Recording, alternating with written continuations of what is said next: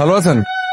ভালো মন্দ, crime, suspense, drama, খেলা, বিনোদন, যা চান তাই আছে, যা চান না তাও আছে। আমি আসলে পত্রিকা পড়ি না। আমার কাছে এখন মনে হয় যে মানুষে বিভক্তি ছড়ানোর জন্য উত্তেজক ভাবে যা না তাই পরিবেশন করা হয় সবখানে। ভালো লাগে না। কিছু মনে করবেন না। আপনি কি করেন? একটা অদ্ভুত বিষয় কি জানেন, এখানে সবাই পরিচয় শুরুতেই কি করেন এই প্রশ্নটা করেন। কি অন্যায়? না, অন্যায় না। আমি আসলে এখন যা করি তা কোনো কিছু করার মধ্যে পড়ে না। কিরকম? এই প্রশ্নটা করা হয় আমার কাছে মনে হয় যে এই যে কি করেন এই প্রশ্নটা পরোক্ষভাবে আসলে জেনে নেওয়া মানুষটার রোজগার কত, সামাজিক স্ট্যাটাস কি। আচ্ছা ঠিক আছে, আপনার বলতে হবে না। আপনার নাম? আমার নাম জেনে আপনি কি করবেন? আমার বাস চলে এসছে। আমার জীবনের একটা বাস্তবের স্মৃতিতে আপনি সব আপনার নামটা জেগে থাকলো। আরে আরে আপনার লাগেজ এই যে আপনি এখানে? আপনি আমার বাসা ঠিকানা কিভাবে পেলেন? আপনার কলেজ থেকে ঠিকানা ম্যানেজ করেছি।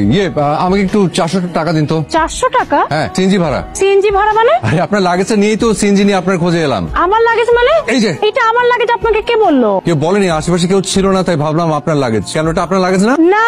ভাড়াটা দেন। দাঁড়ান, আচ্ছা ঠিক আছে, আপনি এটা রেখে আমাকে 400 টাকা দেন, আমি পরে টাকা দিয়ে এটা নিয়ে যাবো। আপনার সিএনজি ভাড়া আমি কেন দিব বলেন তো? তা ঠিক, আপনি আমার ভুলের মাসুল কেন দিবেন? আচ্ছা আমাকে 400 টাকা লোন দেন। আপনাকে আমি চিনি না, জানি না, 400 টাকা লোন কেন দিব বলেন তো? আপনার কাছে থাকলে দেবেন, না থাকলে নাই। আমার থাকলেই বা আপনাকে কেন দিব? আমার বাবা কি বলতো জানেন? বাবা বলতো যে যখন পারবি না তখন সহযোগিতা নিবি, হাল ছাড়বি না, হেরে যাবি না, আর যখন পারবি তখন সাধ্য মতো সহযোগিতা করবি। ভাই আমার টাকাটা। ভাই একটু, আমার কাছে এই মুহূর্তে কোনো টাকা নাই। আমি আপনাকে এই ঘড়িটা দিচ্ছি, মানে জমা রাখতেছি। আপনার কাছে অনুরোধ, এই ঘড়িটা আপনি বেচে ফেলেন না। আমি আপনাকে টাকা দিয়ে আপনার 400 টাকা দিব, দিয়ে এই ঘড়িটা আমি নিয়ে যাব, ঠিক আছে? আর শুধু একটা অনুরোধ, যেটা হচ্ছে আপনার ফোন নাম্বারটা লাগবে, আপনার গাড়ির নাম্বারটা আমি রাখবো, আর আপনার বাসার ঠিকানা। এই যে আপনার নাম্বারটা আমাকে দেন, আমি আপনাকে টাকা পাঠিয়ে দিচ্ছি। আমার কাছে কোনো ফোন নাই, মানে মোবাইল নাই আর কি।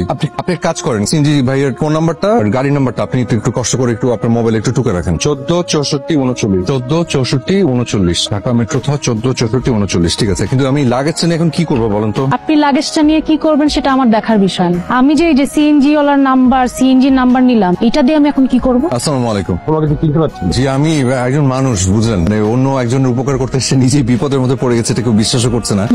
পুরো ডিটেইলে বলবো নাকি এই মুহূর্তে যে বিপদে আছে সেটা বলবো? এই মুহূর্তের সমস্যাটা কি? সকাল থেকে শুধু পানি, কোনো নাস্তা করিনি, আর লাস্ট আপারে খেয়েছি শুধু চিড় আর গুড়, পকেটে নট সিঙ্গেল টাকা। মানে এটাই একটা বড় সমস্যা।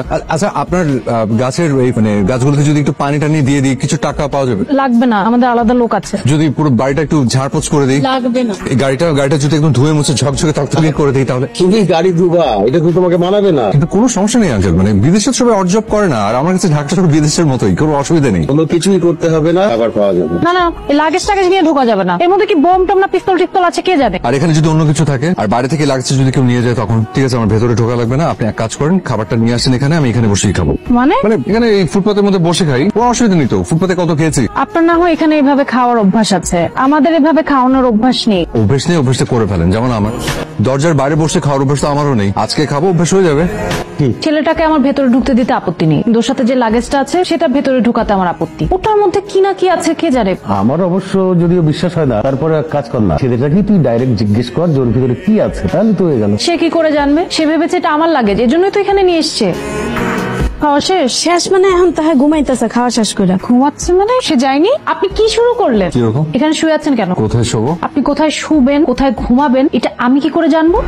তাও ঠিক না, মানে একটু সময় নিচ্ছিলাম আর কি, মানে ভাবছি যে কোথায় কিভাবে যাব, গন্তব্য ঠিক করছি। আর তাছাড়া খাওয়াটা বেশ জম্পেশ ছিল, মানে খুব ভালো রান্না। আপনাকে ধন্যবাদ। একটু পরে চলে যাবো।